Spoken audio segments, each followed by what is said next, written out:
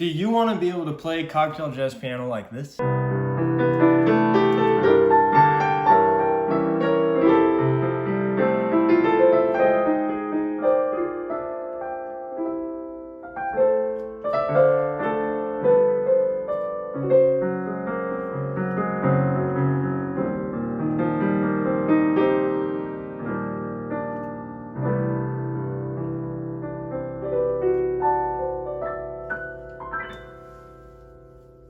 If so, then I've tried to kind of put together my little comprehensive guide as to how I go about doing it. Now, I've managed to kind of separate it into two overall categories: texture and harmony. And so I'll try to explain both of those. Hopefully you get a little bit of a grip on how it all works so that you can hopefully start improvising your own cocktail style piano music too. It's so fun. I love doing it so much. Yep. So when talking about harmony in the context of cocktail piano, I narrow it down to two little subdivisions. So there's harmonic direction and harmonic contrast.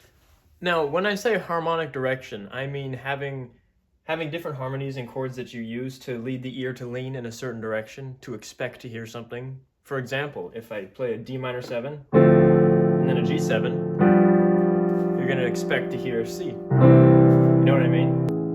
And you can use harmonic direction to deceive the ear or to satisfy the ear to really achieve the effects you want. And I find that a lot of what cocktail piano is doing those kind of things, using interesting harmony that kind of deceives the ear. Now, a good way to create momentum and motion for the listener of whoever's listening to your cocktail jazz is to just use cadences like 2-5-1s to kind of create motion and where you want their ear to go. You know what I mean? So in C major, D minor, G, C. You know. So if you're reading the lead sheet and you're coming up to just a 1 chord, instead of just going 5-1, you go 2-5-1. You could go 6-2-5-1, just following the circle of fifths. You know. Yeah. Now, the same could be said if you're in your lead sheet going up to a different chord, like a 4 chord. So you could do 2-5-1 of 4, which would be G minor 7, C7, F, if we're in the key of C. That's 2-5-1 of 4 in C. I hope that makes at least a little bit of sense. I'll show you what I mean. So we're in C.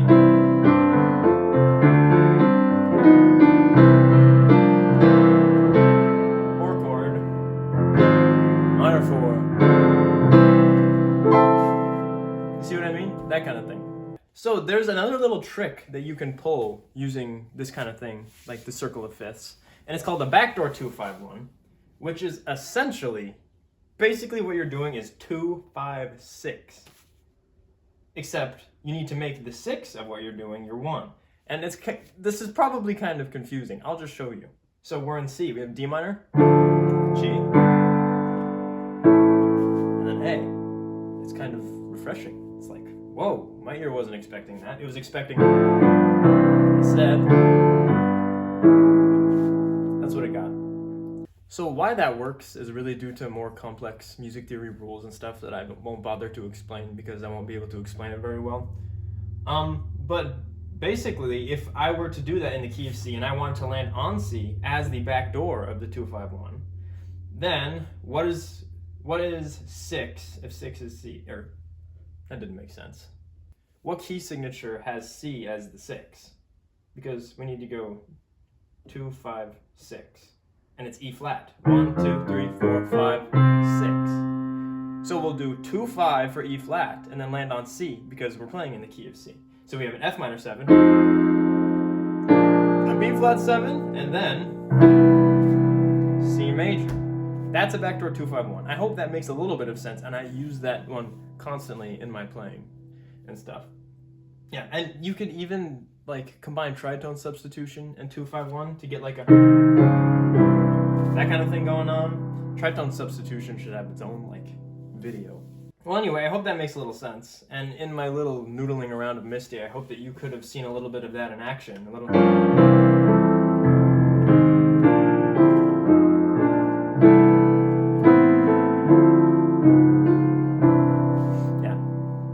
See, you want to keep those harmonies interesting, and you can do that by using that kind of motion. So that was kind of covering the basics of harmonic direction. Now the next thing I mentioned was harmonic contrast. And to the untrained ear, if you ask them about jazz and smooth jazz and cocktail jazz, they would probably say something along the lines of it's weird, like the harmonies and stuff. It's not really that normal. And you can really take advantage of that. And if you can learn to have that like weird kind of sound, then your harmonies can get really interesting. And I find the best way to do that is to just contrast as much as possible in everything you're playing. And I do that with 2 tricks. Number 1 is if I'm playing in the key of C, what is the most polar opposite scale from C major that I could use in absolute contrast? And the answer that I use is the C Locrian scale. We're getting into modal harmony, which is basically the B scale. So C, and then C Locrian. But you can use that scale as sort of a dominant substitute. Dominant meaning 5, tonic meaning 1. So something to substitute over a 5 chord. You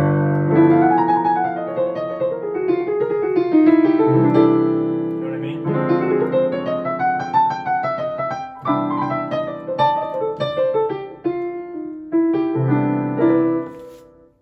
See what I mean? So that was just me using the Locrian scale because it sounds in so much contrast. So again.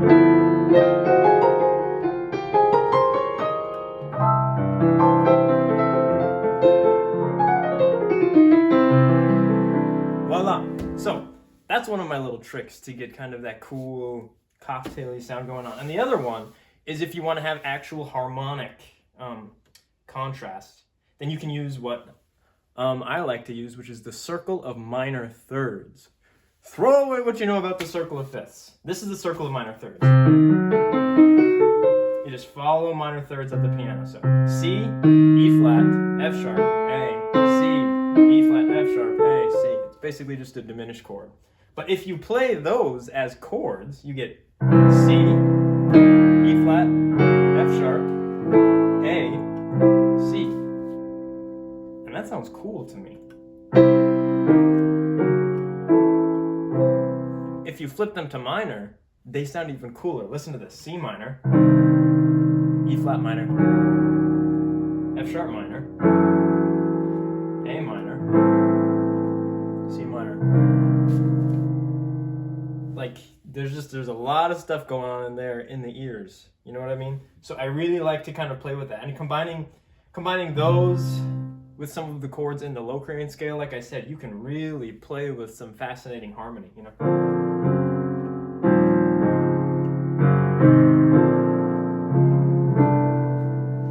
That kind of thing. And you know, the same thing could be said with the chords of the Locrian scale. Using it to solo is great, but using those chords is really tasty in my opinion, especially the F sharp.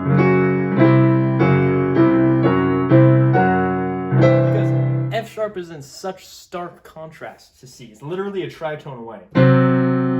Like, you can't get further away from C when you're using F sharp. That's another way that I try to get interesting harmonies and more of that signature cocktail sound. You know what I mean? And if you're not reading a lead sheet, if you just want to sit down and purely improvise a piece, improvise the chords and stuff, these are the kind of things that I resort to in those situations. Stuff that's exciting to hear, that's fun to play around with. And there are a lot of tools out there. There are a lot of tricks and stuff. I'm just giving you the basics of what I figured out. In my first year of college, I played jazz with other people and I got to put this kind of stuff to use. And it was so much fun. And trust me, it worked.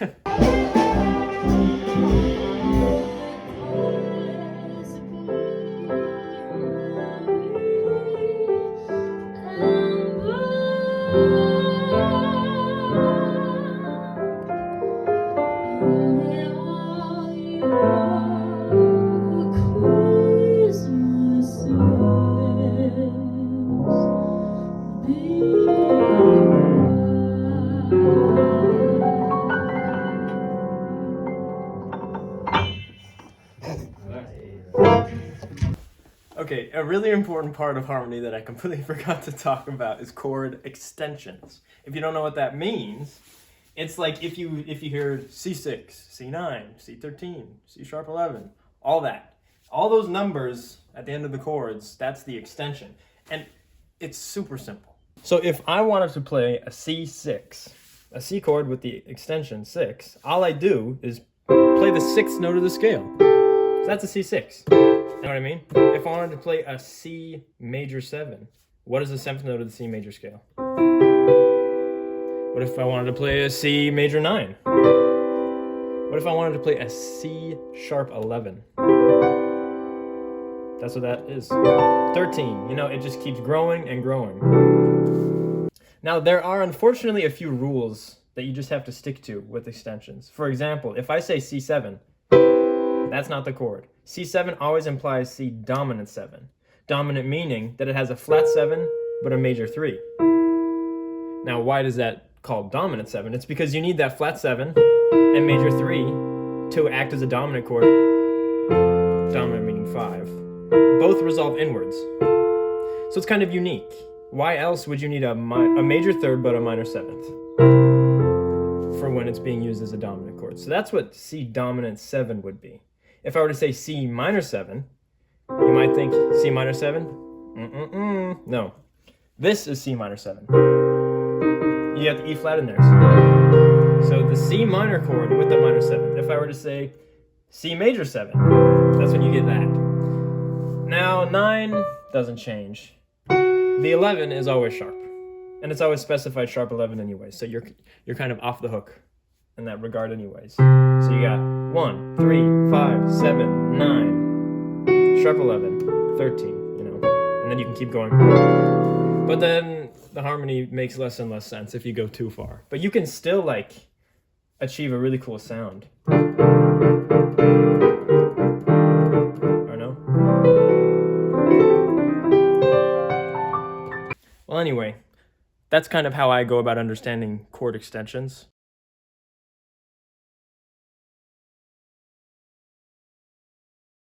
And how I can go about using them. Something is to be said about how you can use chord extensions to create contrast like I was talking about earlier. For example, if you're playing in the key of C and there's a D chord in there, if I wanted to stay diatonic, meaning to the notes of the scale of C, then it would be just D minor. It would be D minor 7 if it was a 7th chord, but I like contrast. So if I were in C, I would want to do a D major 7 because the major 7 of D is a C sharp. C sharp is in stark contrast with C. So you get...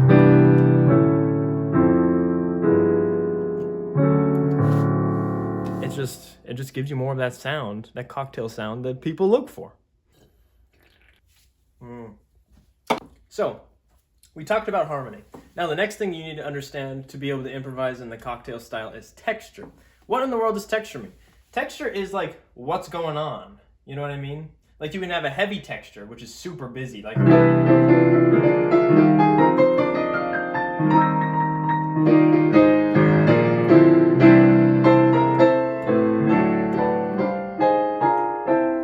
that was a super chaotic texture. Or you can have a simple texture, like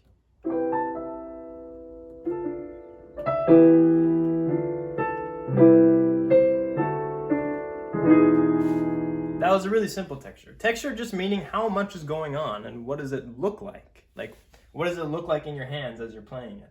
I find that less is more. It's so easy to get overwhelmed and overcomplicate things, but less truly is more. You could sit down, play C major 7, and improvise a melody line over that, and that could be beautiful cocktail piano. Why do I suck?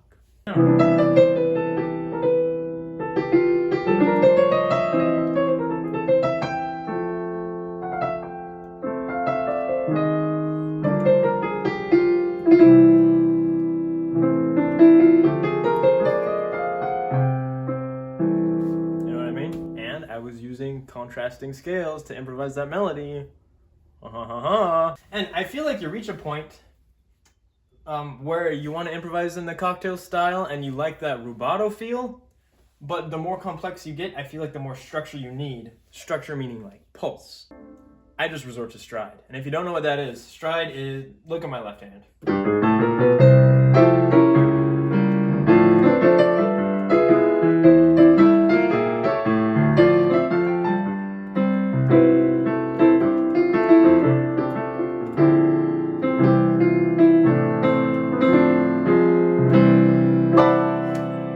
That's what stride is. And you can slow it down, you can schmaltz it up.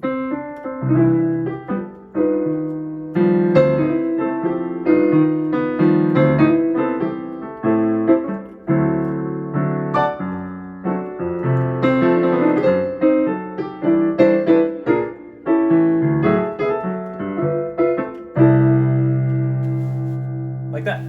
You know, that works too. But I feel like that's kind of branching away from cocktail a little bit. Just a tiny bit. Now, I feel like the one last thing that needs to be taught in order to effectively play some impressive cocktail piano is the runs that you need to be able to play. You know, I already showed you the Locrian scale, but I showed it you in a more kind of a harmonic situation, but definitely could be used as a run.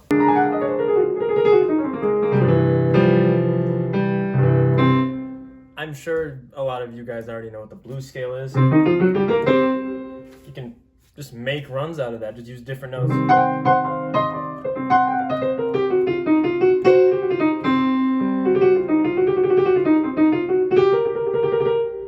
know, that kind of stuff. There's the major blues scale, which is actually a really important one. It's the pentatonic scale, which in scale degrees goes 1, 2, 3, 5, 6, 1. But you put a flat 3 before the major 3, so it sounds like. It's on the key of C, C, D, E flat, E, G, A, C. Now, if you finger it the right way,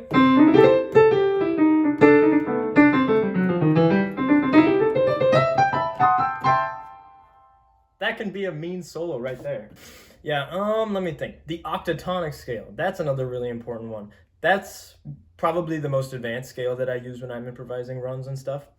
It's I'll show it on the screen because it's a pretty complex scale. But basically what you do is you go up a half step, and then a whole step, and then a half step, and then a whole step, and then a half step, and then a whole step, and then a half step, and then the next whole step you've got an octave. So, starting on C, half step, whole step, half step, whole step, half step, whole step, half step, whole step. So it looks like C, D flat, E flat, E, F sharp, G, A, B flat, C. It's weird, I know. Bear with me here. It sounds super cool.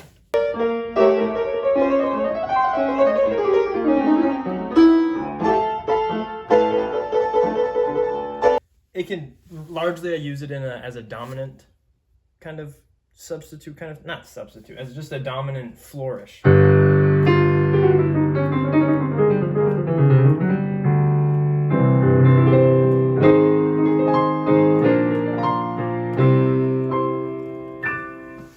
And there are tons of other licks that you could play. I'm not going to explain them because there are so many videos out there that already explain 3 easiest jazz licks.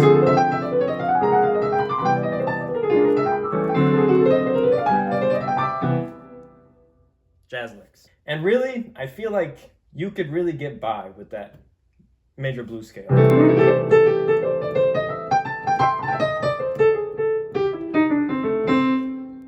Like that can give you a pretty mean solo. And one of the magical things about the major blues scale is the relative minor of C major is A minor. The A minor blues scale is the same notes as the C major blues scale. So